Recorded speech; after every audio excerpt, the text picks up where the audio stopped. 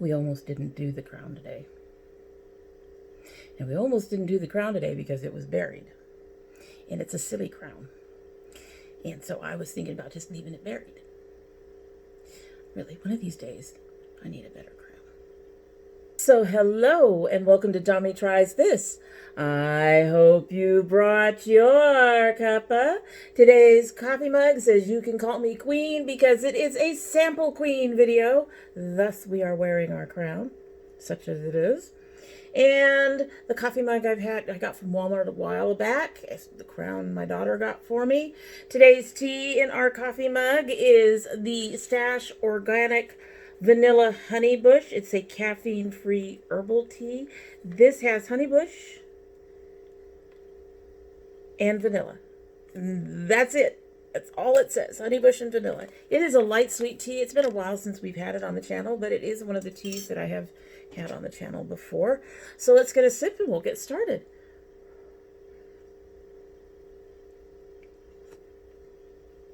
Oh, yes, she is already kicking in, which is interesting because Stash is one of the teas that I have to double bag to get any flavor, but it is definitely in there.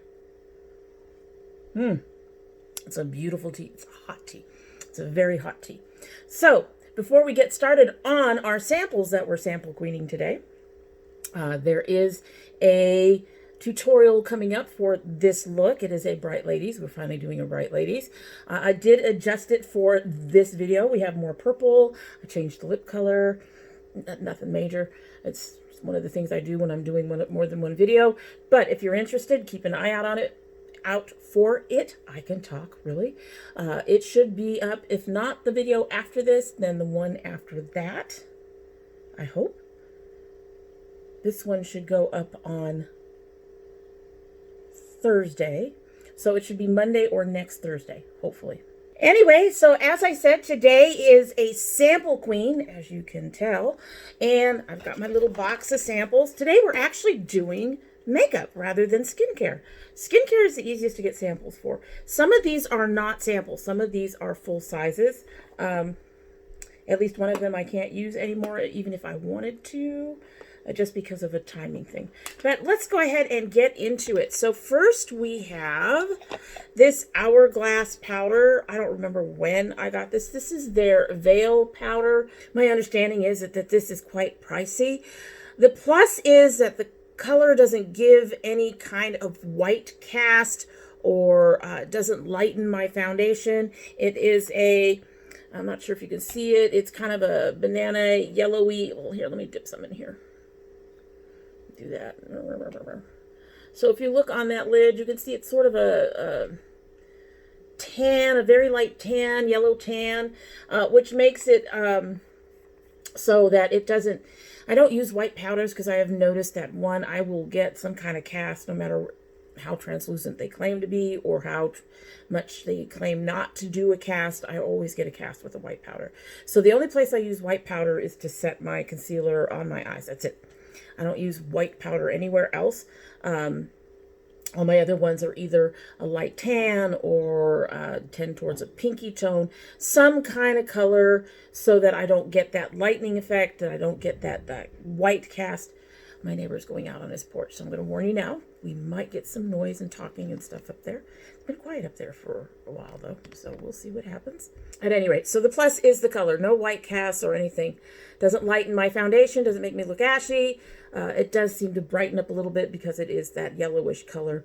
However, when I started using it, I noticed I was looking dry and my texture was more emphasized. Since we were going into winter, initially I thought, okay, my skin is getting drier because, you know, winter, you get drier skin, things start to dry out, the air is dry, so you end up being a little drier. But the foundation, when I didn't use it, the foundations that I used with it looked fine when I used another powder. So the foundation feels fine to the touch, but it really makes me look like a desert. You could see it all, especially in the areas where I tend to start looking very dry, which is on my chin, under my eyes, and around my cheeks. I was really looking very, very dry. So this is a no for me. I'm not even going to finish the little bit that's in here, I don't think, because it's just, well, I might toss it into another powder. That way I don't That way I don't waste what I have. It is very expensive. It's just, I don't want to look like a desert. So, no, it's not worth the price. Most powders I wouldn't pay that price for anyway. And the fact that it just makes me look so dry is a real big negative. So yeah, I might toss what's left in here into another powder, but beyond that, no. Next came from an Ipsy bag, I believe, and it's this Illamasqua eyeliner, and I'll be honest, I've only used it once or twice total. I am working on older stuff, and I finally got rid of my Hank and Henry, so I can finally put this into my stash for the month. I ended up working out better than I thought it would, at least for the most part. I do have to be careful. I have to be cautious putting it on because it can, you know, work its way into, it can be too much and end up going into your lines and stuff.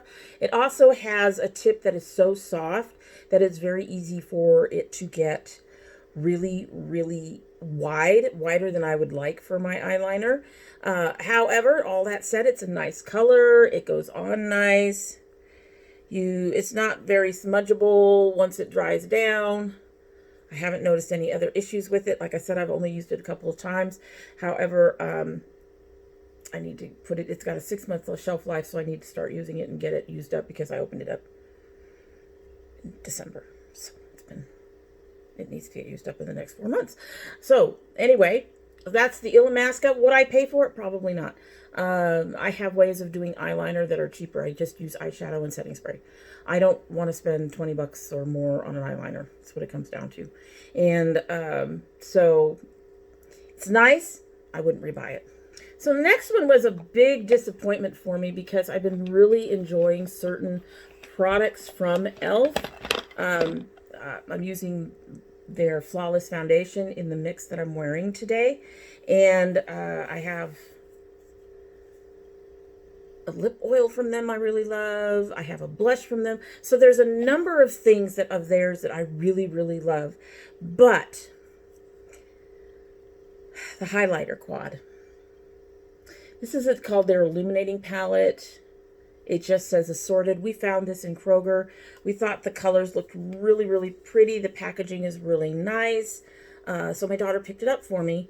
But only one of these really highlights it all. And they do not build at all. The colors, they're nice. They're soft. But they don't do anything for me. They're very dusty. If you look at that on the hand. Focus, focus. They're very, very dusty. They don't have much color. They don't have much shine. They don't build. You can see right there, they don't do anything. And I've tried them with the brush and I've tried to build them up and I'm really, really disappointed. This is going to go into my Project Beauty Share. Hopefully somebody in there will appreciate it, even though it's not, you know, a really fantastic highlighter quad. I'm almost tempted to throw it out, but since it was purchased, I'm going to go ahead and just put it in the Project Beauty Share. It's like there's nothing there. You get a bit of shine and that's about it, and it doesn't get much better, so no. This next item was the biggest success in this basket, and if it weren't so expensive, I would be buying all the colors. I really would. And that is this Marc Jacobs Liquid Lip Crayon. This is beautiful. I adore this. It is smooth and creamy and pigmented. And it's gorgeous. It is gorgeous.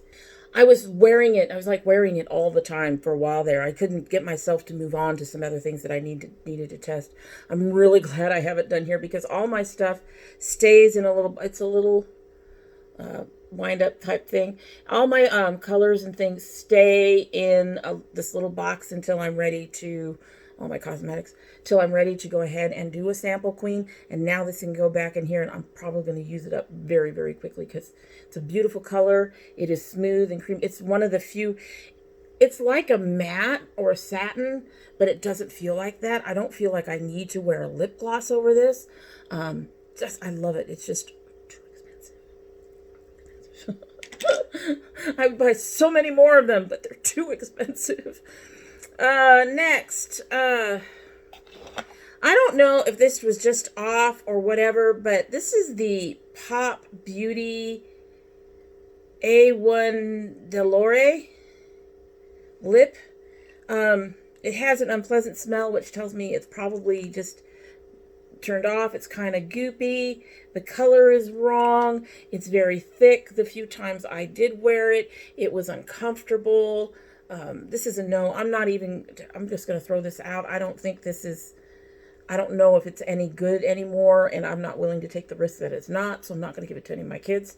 And you can't give anything like this to Project Beauty Share. Anything that has a wand that you dip in, you cannot sanitize that, so it cannot go to Project Beauty Share. So this is just getting thrown out. Would I buy another one of these? No. Not based on the experience with this one. Like I said, thick and goopy, and it was unpleasant liquid lipstick. Not one that I would repurchase, even if it didn't smell bad, which was really weird. Didn't get any problems on my lips, thank God, or on my face or on my mouth, so I'm happy with that. But yeah, that's terrible. That's terrible. Next was this Rimmel that I can't remember if I purchased this. No, I think this came in that same box. It's another goopy formula. So this is interesting. You have two sides. You have this side with your liquid lip. And it's kind of a glossy, I'm going way off there, but it's kind of a glossy lip, and the color was terrible too. And then you have this side, which I think I don't know if it's the base or if it's a lip gloss. I think it's a lip gloss. And the lip gloss is it's just a clear gloss. It's very thick. It was very thick when I first tried it. It doesn't really, I don't even know if you can see it there. Yeah, you kind of see it there. It doesn't really do anything. The color dries down. Anyway, it's a goopy formula. It applies very patchy. It dries down matte and is not comfortable at all. The gloss is thick and doesn't have much shine or slip.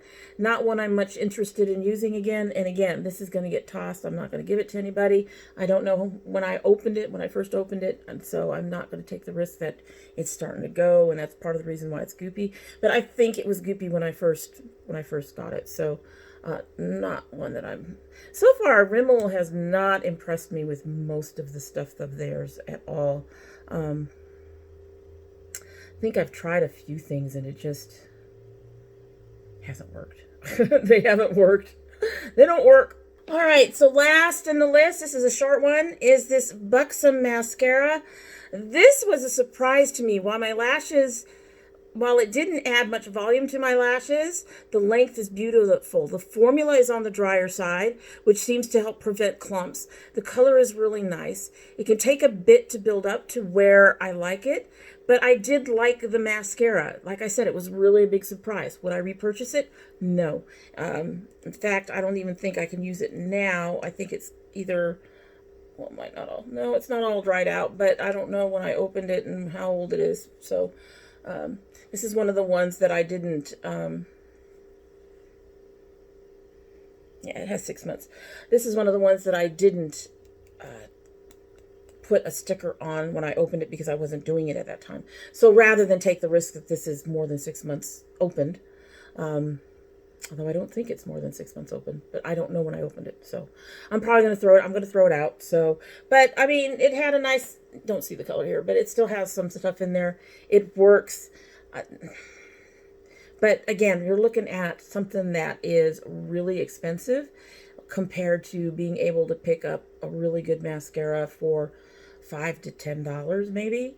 I'm not even sure what mascaras cost anymore because I've had so many of them. I haven't had to look at pricing yet.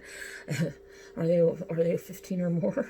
I don't know how much this was, but knowing Buxom, it's probably not that cheap. And so, yeah, no, I wouldn't repurchase it. It was nice. It was a surprise. I'm very glad I got to try it, but I won't spend that much on a mascara. Not something that you have to replace every 3 to 6 months.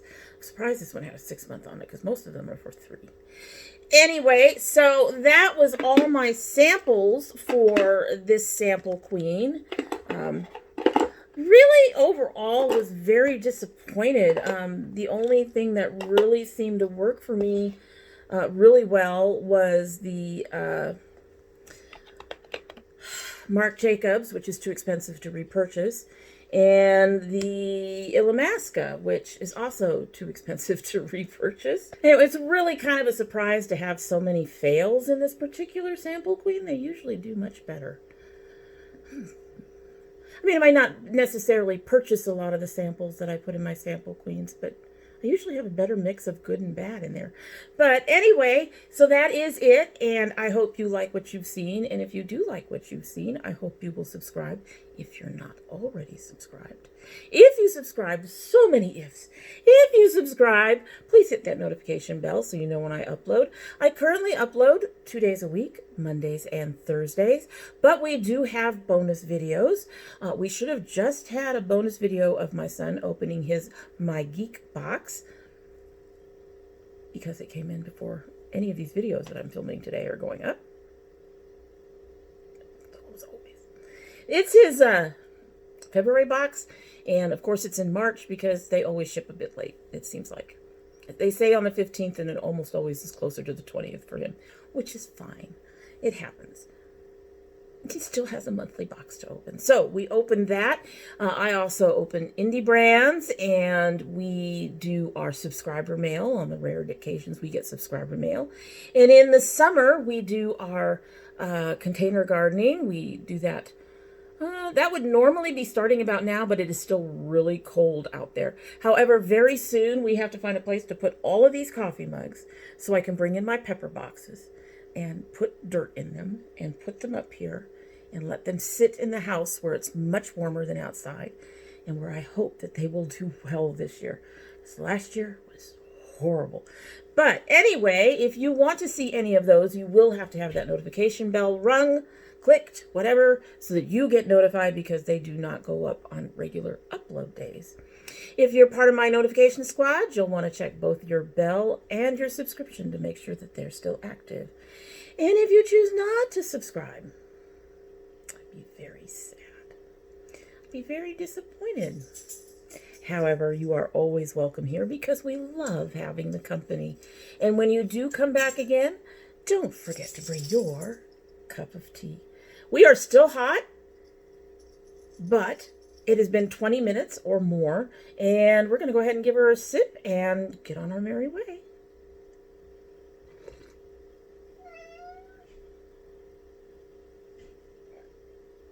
That was Sora.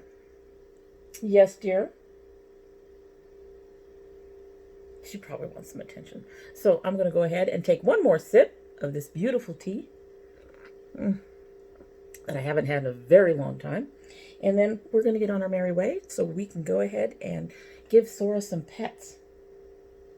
Is that what you want? Yeah, blink, blink. Anyway, you have a good one.